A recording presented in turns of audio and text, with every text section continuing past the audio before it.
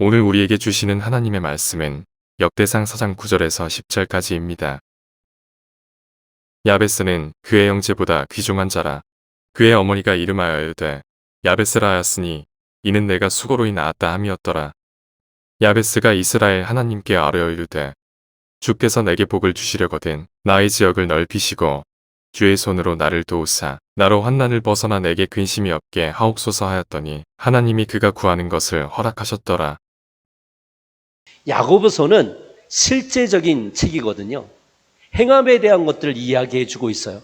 그래서 믿지 않는 사람들도 이 야고보서를 읽게 되면 공감이 되는 부분들이 많이 있습니다. 이 실제적인 것을 이야기하는 이 야고보서 1장 16절에서 17절에서 뭐라고 말씀해 주고 있냐면, 교회를 다니고 있는 사람들, 성도들에게 여러분 속으시면 안 됩니다. 온갖 좋은 은사와 온전한 선물이 다 위로부터, 빛들의 아버지께로부터 내려오는 것입니다. 그러니까 복이 다 어디서부터 온다는 거예요? 하나님께로부터 온다는 거예요. 그렇기 때문에 야고보서는 행함을 강조하는 책이지만 가만히 묵상하면서 그 말씀들을 살펴보게 되면 믿음도 무척 강조하는 것을 볼 수가 있어요. 이 세상을 살아갈 때 실천을 해야 되죠. 선을 행함이 없이 어떻게 믿는 사람이라고 할 수 있습니까? 라고 야고보가 이야기를 하고 있거든요. 근데 그 야고보 사도가 그 이야기를 하면서 뭐라고 얘기하고 있냐 하면, 여러분들 기억하셔야 됩니다. 절대로 속으면 안 됩니다. 물론 여러 가지 이 세상을 살아가면서 좋은 일들이 우리에게 많이 다가올 수 있지만 하나님의 사람들은 모든 복이 궁극적으로 어디로부터 온다? 하나님께로부터 온다는 것을 믿는 믿음이 있을 때에 진정한 복을 발견할 수 있다고 성경에서는 이야기해 주고 있다는 것입니다. 그래서 17절 말씀에서는 이렇게 얘기해 주고 있어요. 그는 변함도 없으시고 회전하는 그림자도 없으시다. 세상은 변하잖아요. 그리고 가만히 생각해 보면 나도 변하잖아요. 사람은 변하는 거예요. 근데 변하지 않는 한 가지가 있는데 하나님이 변하지 않는다는 거예요. 그렇기 때문에 궁극적으로 모든 복이 하나님께로부터 온다고 야고보 사도는 주장을 하고 있는 것입니다. 변함도 없으시는데 비유를 들어서 말씀을 하세요. 어떻게 비유를 들어서 말씀하시냐면 회전하는 그림자가 없다, 이렇게 표현을 해주고 있는 거예요. 여러분, 대낮에 우리가 한 가운데 땅 위에 서 있으면 그 시간에 따라서 이 그림자가 위치가 바뀌고 크기가 바뀝니다. 햇빛이 어디 있느냐에 따라서 물건이 제 위치에 아무리 있어도 그 회전하는 그 햇빛에 의해서 그 순간순간 그 모든 그림자가 회전하고 있는 것을 볼 수가 있습니다. 그러니까 아무리 내가 바르게 살아간다고 하더라도 복이 제대로 내게 임하지 않는다는 거예요. 삶이 나를 그냥 내버려 두지 않는다는 거예요. 나는 그 자리에 있는다고 하더라도 변함이 나타날 수 있다는 거예요. 나는 변하지 않아도 무언가 다른 것은 변하는 요소가 나타난다는 거예요.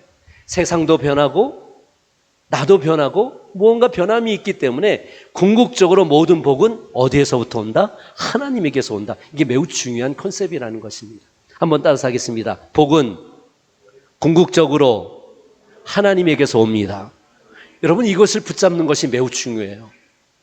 여러분이 살아가면서 중요한 것들을 붙잡는 순간들이 있잖아요.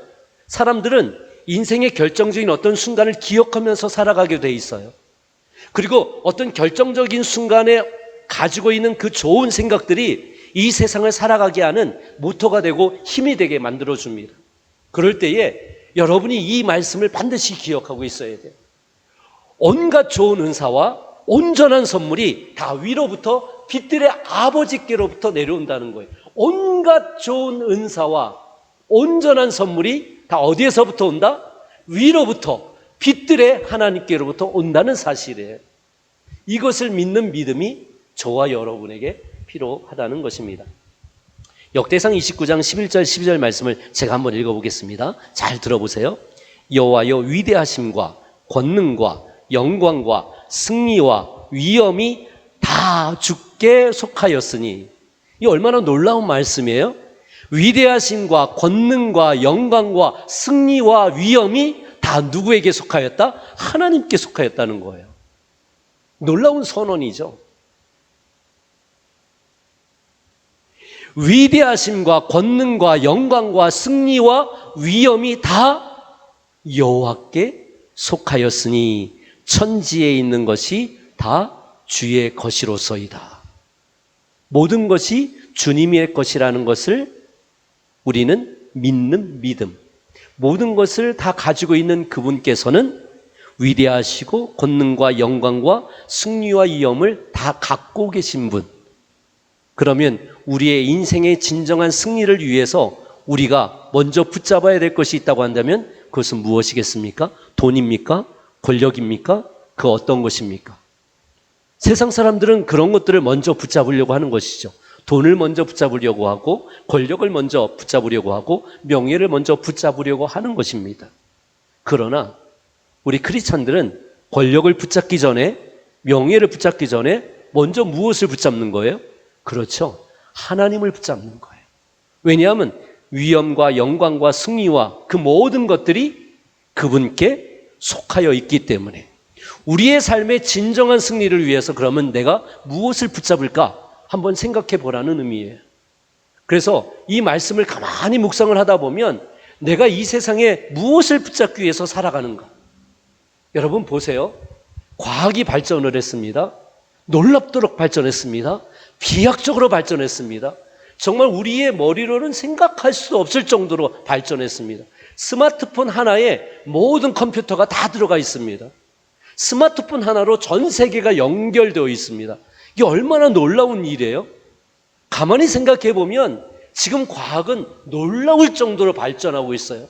그런데 과학이 해결하지 못하는 것이 있는데 그것이 뭐냐면 인간이 어디서부터 오고 어디에서 오고 어디로 가는지를 과학이 규명해낼 수 없다는 사실이에요. 놀랍도록 비약적으로 발전하는 과학이지만 궁극적인 답을 제시해 줄 수 없는 게 과학이라는 거. 근데 궁극적인 답을 성경에서는 계속해서 이야기를 해주고 있어요. 그런데 그 궁극적인 답을 찾아가는 데는 무엇이 필요하냐면 믿음이 필요하다고 성경은 계속해서 이야기를 해주고 있는 것입니다. 그러므로 복은 궁극적으로 모두 하나님에게서부터 온다고 말씀을 해주고 있는 것입니다. 두 번째, 복에 대해서 성경은 뭐라고 말씀을 해주고 있냐면 이 두 번째가 저는 아주 중요한 부분이라고 생각을 해요. 하나님이 모든 것을 가지고 있다고 한번 생각해 보세요. 그분이 천지의 주관자라고 한번 생각해 보세요. 그분이 승리를 주시는 분이라고 생각해 보세요. 그분이 복을 주시는 분이라고 생각해 보세요. 나랑 상관없으면 아무 소용이 없잖아요. 그럼 막연한 하나님이라고 한번 생각해 보세요. 하나님이 그럼 왜 복을 주시냔 말이죠. 하나님이 왜 복을 주세요? 여러분, 여러분의 부모님이 여러분을 끝까지 책임지려고 하는 이유가 뭐예요? 힘들고 어려운 세상 속에서도 어떻게든 여러분들을 잘 되어가기 위해서 여러분을 끝까지 케어하려고 하는 이유는 뭐예요? 한 가지 이유가 있습니다. 그것이 무엇입니까? 그것이 뭐예요? 딱 한 가지 이유예요.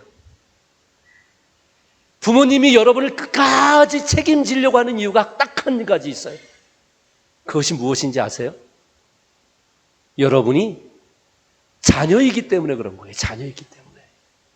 힘들고 어려워도 계속해서 끝까지 책임지려고 하는 마지막 순간에까지 놓지 않으려고 하는 것이 바로 자녀인 거예요. 자녀인 거. 놀라운 일이죠. 놀라운 일이죠. 자녀이기 때문에 포기하고 싶지 않은 거예요. 아무리 힘들고 어려워도 자녀만큼은 놓고 싶지 않은 거예요. 그런데 성경에서는 뭐라고 얘기하고 있냐 하면 곧 그 이름을 믿는 자, 영접하는 자에게는 하나님의 자녀가 되는 권세를 주신다고 말씀을 해주고 있어요. 그러니까 예수님을 믿는 사람을 그냥 예수님을 믿는 사람이다 하나님은 그렇게 얘기하는 것이 아니라 네가 나를 믿어? 그럼 너는 나의 수종자야. 이렇게 말씀하시는 것이 아니라는 거예요. 성경에서는 하나님을 믿는다고 했을 때 그분을 내 마음속에 받아들인다고 했을 때 하나님은 나를 누구로 그때부터 여기시냐 하면 아들과 딸로 여기신다는 거예요.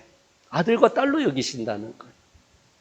그렇기 때문에 모든 것을 가지고 계신 그 하나님께서 자녀에게 아낌없이 주시기를 원하신다는 거예요. 그러니까 하나님께서 우리에게 복을 주시기 원하신다는 이유는 바로 우리가 그분의 자녀가 되기 때문에 그런 거예요. 요한복음 1장 12절 13절을 제가 읽어보겠습니다. 영접하는 자, 곧 그 이름을 믿는 자들에게는 하나님의 자녀가 되는 권세를 주셨으니 이는 혈통으로나 육정으로나 사람의 뜻으로 나지 아니하고 오직 하나님께로부터 난 자니라. 여러분, 세상의 부모님들도, 연약한 부모님들도, 돈 없는 부모님들도, 건강하지 못한 부모님들도, 많이 배우지 못한 부모님들도 자식들에게 잘해주려고 해요. 하지 않습니까? 그것이 인지상정이라고 우리는 얘기하지 않습니까? 그런데 하나님은 우리 혈육과는 상관이 없는 분이세요. 사람의 뜻과는 상관이 없는 분이세요. 그런데 그분을 믿는 믿음 안에서 하나님의 뜻 가운데서 우리를 당신의 자녀로 인정해 주신다는 거예요. 인정해 주신다는 거. 그래서 그때부터 하나님이 가지고 계신 것을 다 주시기를 원하신다는 거예요. 이게 얼마나 놀라운 일이에요. 그래서 성경에서 말하는 복의 원리 두 번째는 하나님께서 자녀를 기뻐하시고 사랑하기 때문에 복을 주시기 원하신다는 거예요. 이게 아주 중요한 컨셉이에요. 우리는 우리가 많이 구하기 때문에 주시는 하나님일 수도 있어요. 간절히 구하기 때문에 주시는 하나님일 수도 있어요. 그러나 그것보다 더 중요한 컨셉이 뭐냐 하면 바로 하나님이 나의 아버지가 되시고 나는 그분의 아들이 된다는 거예요. 이게 가장 중요한 컨셉이에요. 성경에서 말하는 가장 중요한 복의 컨셉인 것입니다. 베드로전서 2장 9절 10절 말씀 제가 참 좋아하는 말씀인데요. 한번 제가 읽어보겠습니다. 한번 들어보세요. 너희는 택하신 족속이요 왕같은 제사장들이요 거룩한 나라요 그의 소유간 백성이니 이는 너희를 어두운 데서 불러내어 그의 기이한 빛에 들어가게 하신 이의 아름다운 덕을 선포하게 하려 하심이라. 택하신 백성이라는 거예요. 왕같은 제사장들이라는 거예요. 그분의 소유가 된 백성이라는 거예요. 10절 제가 한번 더 읽어볼게요. 너희가 전에는 백성이 아니더니 이제는 하나님의 백성이요 전에는 긍휼을 얻지 못하였더니 이제는 긍휼을 얻은 자니라. 제가 나이가 이제 56입니다. 56살입니다. 한국 나이는 57살이에요. 이제는 아저씨를 지나서 이제 할아버지가 되는 나이로 접어서고 있잖아요. 근데 저희 어머니가 지금 87세예요. 근데 87세인 어머니가 저를 대할 때는요, 마치 10대 아이를 대하는 것처럼 저를 대하세요. 그러니까 나이가 들어도 여전히 저는 어머니의 자식인 거예요. 키가 자라고 지식이 자라고 소유가 많건 적건 간에 나는 여전히 어머니의 아들인 거예요. 어머니는 저를 굉장히 안타까워하세요. 제가 잘 됐으면 하는 마음으로 하나님께 기도하고 계세요. 그리고 행여나 필리핀에서 지진이 났거나 화산이 터졌거나 폭풍이 일어서 홍수가 나거나 그러면 여지없이 전화를 하세요. 왜 그렇습니까? 나이가 50이 지나서 다 큰 어른이 되었는데도 불구하고 어머니에게는 저는 연약한 자식인 거예요. 긍휼함을 받을 수밖에 없는 자식인 거예요. 여러분, 그게 바로 하나님 아버지의 마음인 거예요. 여러분이 어린이거나 학생이거나 장년이거나 할아버지가 되었거나 할머니가 되었거나 그것은 중요하지 않은 거예요. 하나님 아버지에게 있어서는 여러분은 언제나 하나님 아버지의 아들이고 딸인 거예요. 긍휼함이 있는 거예요. 사랑함이 있는 거예요. 여러분을 볼 때마다 기쁨이 있는 거예요. 여러분이 잘 되면 하나님은 기뻐하시는 거예요. 여러분이 잘못되어지면 하나님께서는 안타까워하시는 분이시라는 거예요. 그래서 유일하게 성경의 하나님을 인격을 가지신 하나님이라고 이야기를 해주고 있어요. 이게 얼마나 중요한 건지 몰라요. 세상의 신들은 우리가 잘되고 잘못되는 것에 별로 중요하게 생각하지 않아요. 우리가 열심히 무언가를 해야만 무언가를 주는 하나님, 두려운 하나님, 그러한 신으로만 묘사되어져 있어요. 복채를 주어야만 해결해 주시는 그런 하나님으로만 묘사를 하고 있어요. 그런데 성경의 하나님은 바로 그냥 하나님이 아니라 나의 영의 아버지가 되시는 하나님. 내게 복을 주시는 이유는 내가 그분의 자녀이기 때문에 복을 준다고 말씀을 해주고 있어요. 제 아들이 지금 이제 29살입니다. 그런데도 뭔가를 주고 싶어요. 뭔가를 주고 싶어요. 제가 이제 나중에 할아버지가 되어서 30대가 되고 40대가 되고 내 아들이 50대가 제 나이가 되었을 때 그때는 어떨까?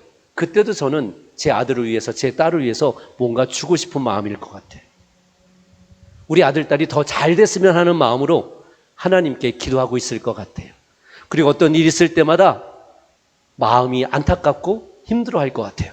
그러다 그 일이 해결되어지면 너무너무 기쁠 것 같아요. 그게 아버지, 어머니의 마음이지 않겠습니까? 성경에서는요, 하나님께서 복을 주시는 가장 중요한 이유 중에 하나가 뭐냐 하면 바로 그분이 아버지시고 저와 여러분이 아들이고 딸이기 때문에 복을 주시기 원하신다는 거예요. 얼마나 놀라운 일이에요. 저는 그 하나님이 너무 좋아요. 저는 그 하나님을 믿으면서 살고 싶어요. 뭔가를 해야지만 주시는 하나님이 아니라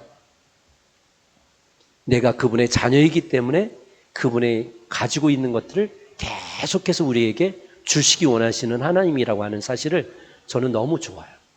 그래서 저는 성도들에게 이런 이야기를 많이 하는 편이에요. 여러분 하나님을 사랑하십니까? 그럼 성도들은 이렇게 얘기를 해요. 네, 저는 하나님을 사랑합니다. 근데 여러분이 하나님을 사랑하는 것보다 하나님이 여러분을 더 사랑한다는 사실을 기억하십시오. 왜냐하면 그분의 사랑은 아버지의 사랑이기 때문에 그래요. 여러분 기도에서 하나님께 응답받기를 원하십니까? 그러면 성도들이 이렇게 대답을 해요. 네, 아멘. 그렇게 대답을 해요. 그럼 저는 또 이렇게 얘기를 해요. 여러분이 기도해서 응답을 바라기 원하는 마음보다 하나님은 여러분이 기도하지 않는 것까지도 더 주시기를 원하시는 분이십니다.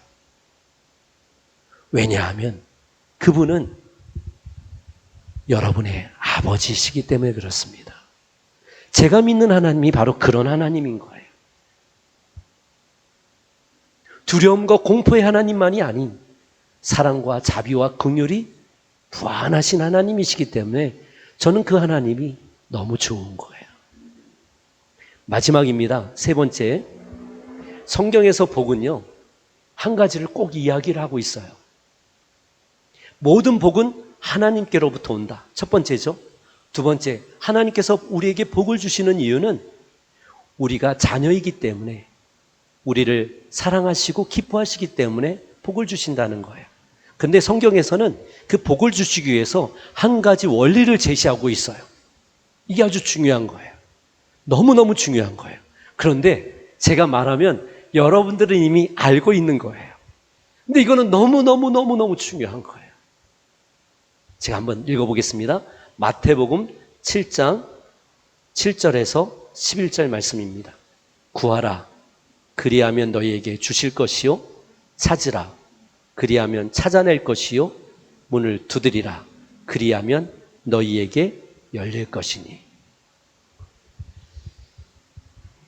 성경에서는요, 하나님이 복을 주시는 분이라고 말씀하시고 하나님이 모든 복의 원천이라고 말씀하세요. 그리고 그 하나님은, 그 복을 주시기 원하시는 하나님은 그냥 하나님, 두려운 하나님이 아니라 바로 사랑이 많으시고 긍휼이 많으시고 기쁨이 많으신 하나님이시고 나를 자녀이시기 때문에 복을 주신다는 거예요. 그런데 한 가지 원칙을 말씀하셨어요. 그게 뭐냐 하면 구하고 찾고 두드리는 자에게 주신다는 거예요. 이게 성경에서 말하는 복을 받는 아주 중요한 원리예요. 여러분, 말하지 않아도 하나님은 우리의 마음을 아실까요? 모르실까요? 아시죠? 왜? 전지전능하신 하나님이시기 때문에. 그런데 왜 나의 마음과 생각과 나의 인생 전체를 알고 계시는 하나님께서 왜 굳이 구하고 찾고 두드리라고 말씀하시는 이유가 무엇일까요? 여기는 아주 중요한 뜻이 담겨져 있어요. 그것이 무엇이냐면 하나님은 우리의 모든 마음을 알고 계시고 하나님은 우리의 모든 생각을 알고 계시고 하나님은 우리의 모든 일거수일투족 우리의 삶을 알고 계신 분이시지만 나는 하나님을 모른다는 사실이에요. 나는 하나님의 생각과 뜻을 알지 못한다는 거예요. 나는 하나님이 얼마나 전능하신 분이라는 걸 알지 못한다는 거예요. 나는 그분이 얼마나 놀라운 복을 주실지를 모른다는 거예요.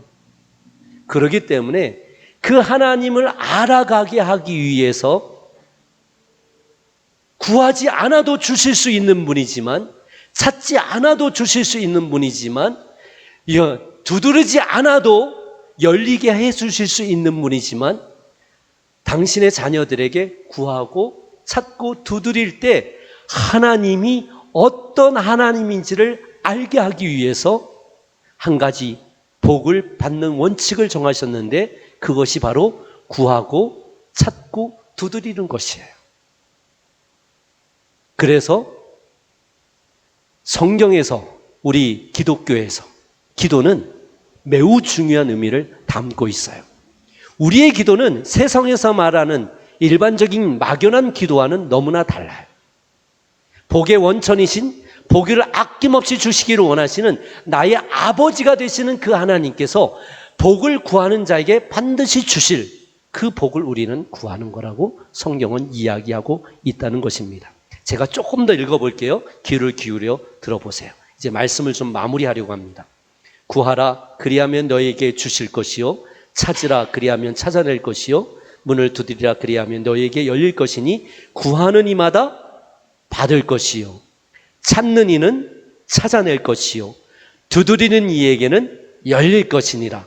자, 여기 보세요. 너희 중에 누가 아들이 떡을 달라 하는데 돌을 주며 생선을 달라 하는데 뱀을 줄 사람이 있겠느냐?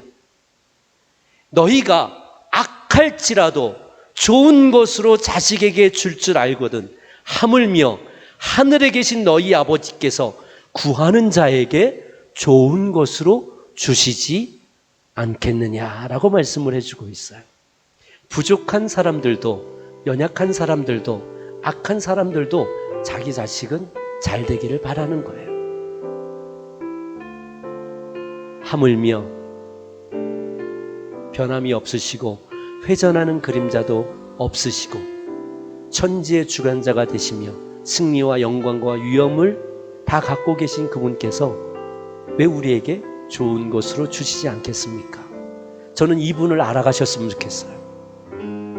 지난 시간에 여러분이 얼마나 복을 누리고 있는지 체크해봤잖아요. 여러분 1단계였었나요? 2단계였었나요? 3단계였었나요? 4단계였었나요? 1단계는 교회를 다니면서도 전혀 복을 누리지 못하는 사람들.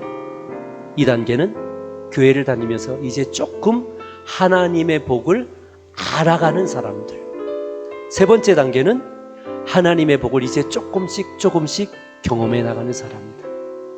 그리고 마지막으로는 하나님의 복을 풍성히 누려가는 사람들. 여러분이 4단계일 수도 있고요, 3단계일 수도 있고요, 2단계일 수도 있고 1단계일 수도 있을 거예요. 저는 여러분이 4단계라면 3단계까지 나갔으면 좋겠어요. 3단계였으면 2단계까지 올라갔으면 좋겠어요. 그 다음에 3단계에서 2단계에서 3단계, 3단계에서 4단계까지. 그래서 하나님의 복을 마음껏 누리면서 살아갈 수 있는 여러분들이 되시기를 예수님의 이름으로 축원합니다. 아멘.